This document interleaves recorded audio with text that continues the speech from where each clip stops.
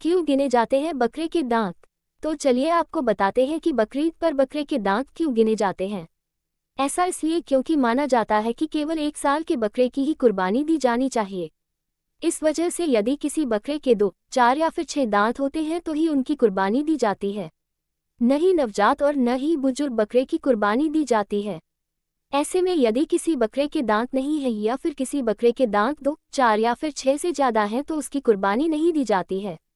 नई दिल्ली। ईद उल अजहा यानी बकरीद इस साल भारत में 17 जून को मनाई जा रही है। बकरीद इस्लाम के सबसे पवित्र त्योहारों में से एक माना जाता है। बता दें कि इस्लाम में साल भर में 2 ईद मनाई जाती हैं। एक को मीठी ईद कहा जाता है और दूसरी को बकरीद के नाम से जाना जाता है। ईद अपना कर्तव्य निभाने का और अल्लाह पर विश्वास बनाए रखने का त्योहार है। बकरीद के मौके पर बकरे की कुर्बानी दी जाती है। इस्लामिक कैलेंडर के मुताबिक इसे आखिरी महीने के 10वें दिन मनाया जाता है। क्यों मनाते हैं बकरीद? हजरत इब्राहिम के अल्लाह के प्रति अपने बेटे इस्माइल की कुर्बानी की याद में बकरीद मनाई जाती है। इसके जरिए दर्शाया जाता है कि हजरत इब्राहिम अल्लाह में सबसे अधिक विश्वास रखते थे। दरअसल अल्लाह पर अपने विश्वास को दिखाने के लिए उन्हें अपने बेटे इस्माइल की बलि देनी थी। हालांकि जैसे ही उन्होंने इसके लिए अपनी तलवार उठाई वैसे ही उनके बेटे की जगह एक दुम्बा भेड़ जैसी प्रजाति आ गई और उनके बेटे की जान बच गई। इसी कहानी के आधार पर हर साल बकरीद के मौके पर जानवर की कुर्बानी दी जाती है। इसे 3 भागों में काटा जाता है। एक भाग गरीबों को, दूसरों दोस्तों और रिश्तेदारों को और बचा हुआ भाग परिवार खाता है। रमजान के पवित्र महीने की समाप्ति के लगभग 70 दिनों बाद इसे मनाया जाता है। इस्लामिक मान्यता के अनुसार हजरत इब्राहिम अपने पुत्र हजरत इस्माइल को इसी दिन खुदा के हुक्म पर खुदा की राह में कुर्बान करने जा रहे थे, तो अल्लाह ने उसके पुत्र को जीवनदान दे दिया, जिसकी याद में ये पर्व मनाया जाता है। बकरीद की कहानी क्या है? ये त्योहार हजरत इब्राहिम अब्राहम द्वारा अपने बेटे हजरत इस्माइल की कुर्बानी देने की इच्छा की याद में मनाया जाता है। भारत में ईद अल अजहा की तारीख इस्लामी चंद्र कैलेंडर ज़ुल हज्जा के 10वें दिन पर निर्भर करती है। चूंकि बकरीद इस्लामी कैलेंडर के हिसाब से मनाई जाती है, इसलिए हर साल ईद की तारीख थोड़ी अलग होती है। बकरीद पैगंबर इब्राहिम द्वारा अपने बेटे पैगंबर इस्माइल की कुर्बानी देने की इच्छा का जश्न मनाता है, ताकि ईश्वर के प्रति उनका समर्पण प्रदर्शित हो सके। हालांकि ऐसा करते समय पैगंबर इब्राहिम को ईश्वर ने कुर्बानी देने से रोक दिया था, जब उन्होंने जिब्राइल देवदूत गैब्रियल को एक भेड़ के साथ भेजा था। ईद उल अजहा के दिन मस्जिदों में बड़ी संख्या में मुसलमान इकट्ठा होते हैं। लाखों की संख्या में मुस्लिमों द्वारा सफ़ेद कुर्ते में ईदगाह यानी बड़े मस्जिद में ईद की नमाज अदा करने का ये दृश्य बेहद ही सुखद होता है। नमाज अदा करने के बाद चौपाया जानवरों जैसे ऊंट, बकरा, खस्सी, भेड़ इत्यादि की कुर्बानी दी जाती है। धूल हिज्जा महीने के 10 तारीख को ईद उल अजहा मनाते हैं। सामूहिक तौर पर ईद की नमाज अदा की जानी चाहिए। प्रार्थना मंडली में महिलाओं की भागीदारी समुदाय से समुदाय में भिन्न होती है। इसमें 2 राकात इकाइयाँ शामिल हैं, जिसमें पहली राकात में 7 तकबीर और दूसरी राकात में 5 तकबीरें हैं। शिया मुसलमानों के लिए सलात अल ईद 5 दैनिक विहित प्रार्थनाओं से अलग है, जिसमें कोई ईशान नमाज अदा करना या इकामा कौल 2 ईद की नमाज के लिए स्पष्ट नहीं है। सलाम प्रार्थना के बाद इमाम द्वारा खुतबा या उपदेश दिया जाता है। प्रार्थनाओं और उपदेशों के समापन पर मुसलमान एक दूसरे के साथ गले मिलते हैं और एक दूसरे को बधाई देते हैं, ईद मुबारक उपहार देते हैं और एक दूसरे से मिलते हैं। बहुत से मुसलमान अपने ईद त्योहारों पर अपने गैर मुस्लिम दोस्तों, पड़ोसियों, सहकर्मियों और सहपाठियों को इस्लाम और मुस्लिम संस्कृति के बारे में बेहतर तरीके से परिचित कराने के लिए इस अवसर पर आमंत्रित करते हैं। ईद अल अजहा के दौरान लोगों के बीच मांस वितरित करना, पहले दिन ईद की नमाज से पहले तकबीर का जाप करना और ईद के 3 दिनों के दौरान प्रार्थना के बाद इस महत्वपूर्ण इस्लामिक त्योहार के आवश्यक हिस्से माने जाते हैं। तकबीर में शामिल हैं अल्लाह अकबर, अल्लाह अकबर, ला इलाहा इल्लल्लाहु, अल्लाह अकबर, अल्लाहु अकबर, वलिल्लाहिल हम्द। पुरुषों, महिलाओं और बच्चों से अपेक्षा की जाती है कि वे ईदगाह या मस्जिद नामक एक खुली वक्फ रोक मैदान में एक बड़ी सभा में ईद की नमाज अदा करने के लिए अपने बेहतरीन कपड़ों में तैयार हों। संपन्न मुसलमान जो इसे खरीद सकते हैं वे अपने सबसे अच्छे हलाल घरेलू पशुओं, आमतौर पर एक गाय, लेकिन इस क्षेत्र के आधार पर ऊंट, बकरी या भेड़ भी हो सकते हैं, को इब्राहिम की इच्छा के प्रतीक के रूप में अपने इकलौते बेटे की बलि चढ़ा सकते हैं। बलिदान किए गए जानवर, जिन्हें अध्या अरबी कहा जाता है, जिसे फारस अरबी शब्द कुर्बानी से भी जाना जाता है, उन्हें कुछ निश्चित आयु और गुणवत्ता मानकों को पूरा करना पड़ता है या फिर पशु को अस्वीकार्य बलिदान माना जाता है। अकेले पाकिस्तान में 2.0 बिलियन अमेरिकी डॉलर से अधिक की लागत वाले लगभग 10 मिलियन जानवरों की ईद के दिन कुर्बानी कर दी जाती है। कुर्बानी वाले जानवर के मांस को 3 भागों में विभाजित किया जाना पसंद किया जाता है। परिवार में 1/3 हिस्सा बरकरार रहता है और 1/3 रिश्तेदारों, दोस्तों और पड़ोसियों को दिया जाता है और शेष तीसरा हिस्सा गरीबों और जरूरतमंदों को दिया जाता है। मुसलमान अपने नए या सबसे अच्छे कपड़े पहनते हैं। महिलाएं विशेष पकवानों को पकाती हैं, जिसमें मेमोल्ट शॉर्टब्रेड कुकीज भी शामिल हैं। वे परिवार और दोस्तों के साथ इकट्ठा होते हैं। 10. ईद उल अज़हा, अन्य नाम बकरीद, बकरीद, कुर्बानी की ईद, ईद कुर्बा, अरबी में ईद उल अज़हा अथवा ईद उल अज़हा, जिसका मतलब कुर्बानी की ईद, इस्लाम धर्म में विश्वास करने वाले लोगों का एक प्रमुख त्योहार है। रमजान के पवित्र महीने की समाप्ति के लगभग 70 दिनों बाद इसे मनाया जाता है।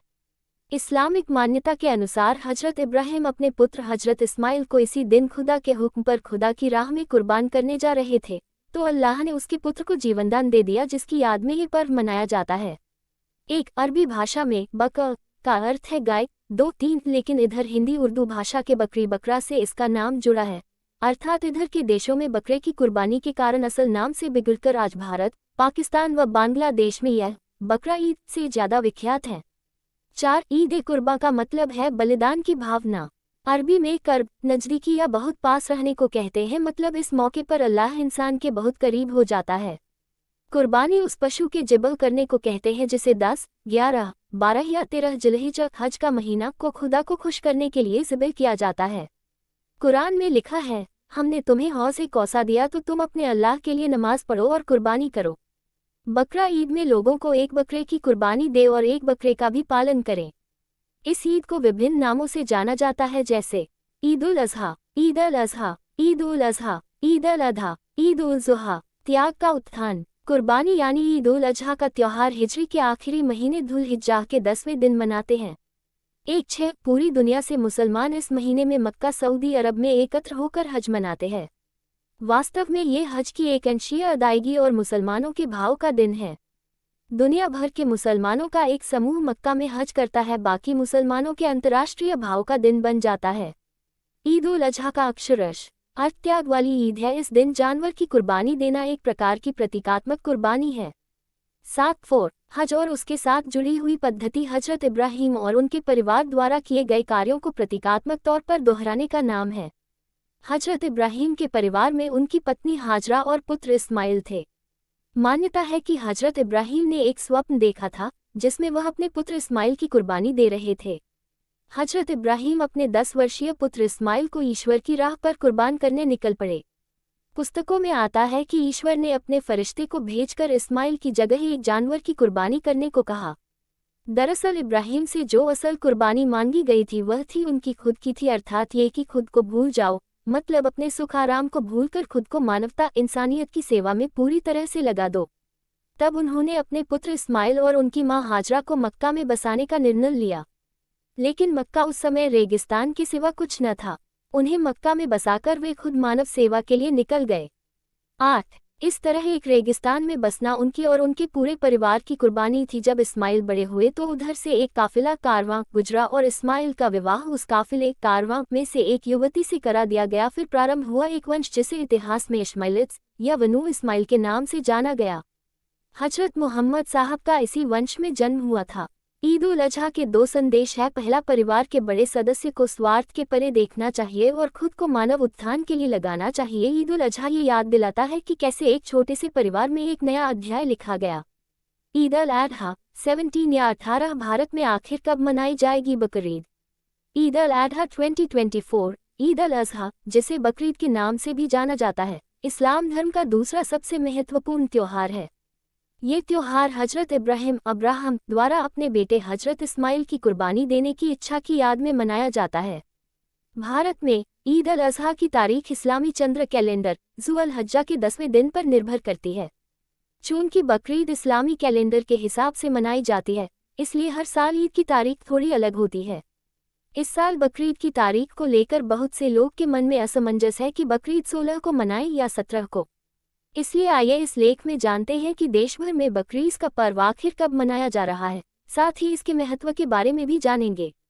2024 में ईद अल अज़हा की तारीख। इस्लामिक कैलेंडर के अनुसार 12वें महीने ज़ुल हज की 10वीं तारीख को बकरीद का पर्व मनाया जाता है। इस साल ज़ुल हज्जा महीना 30 दिनों का है, इसलिए भारत में बकरीद 17 जून को ही मनाई जाएगी। बकरीद पर क्यों दी जाती है बकरे की कुर्बानी? जाने क्या है पूरी कहानी, क्यों दी जाती है बकरे की कुर्बानी। ईद अल अज़हा का महत्व। ईद अल अज़हा का त्योहार त्याग, समर्पण और आस्था का प्रतीक है। इस त्योहार पर मुस्लिम समुदाय के लोग बकरे की कुर्बानी देते हैं और उसके मांस को गरीबों और ज़रूरतमंदों में बांटते हैं। ईद अल अज़हा के दिन लोग सुबह जल्दी उठकर नहाते हैं, नए कपड़े पहनते हैं और नमाज पढ़ते हैं।